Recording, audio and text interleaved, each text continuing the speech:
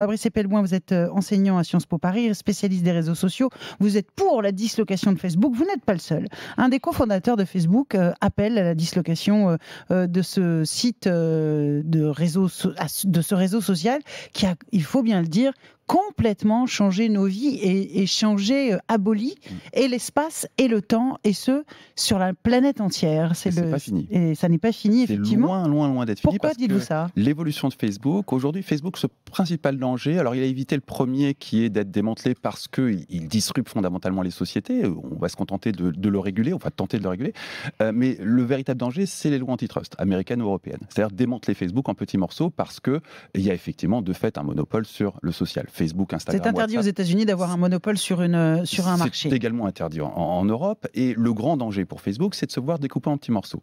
Et pour parer à ce danger, Facebook est en train d'unifier l'ensemble de ses messageries, de ne faire qu'un seul produit de Instagram, WhatsApp et Facebook, et de mettre en place une crypto-monnaie qui va lui permettre, grosso modo, d'être l'équivalent d'une banque.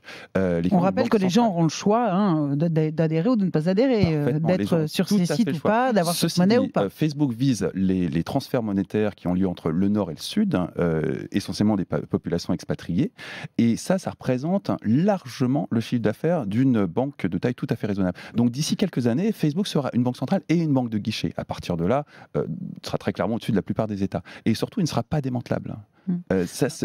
L'opportunité pour démanteler Facebook va se refermer dans très peu de temps.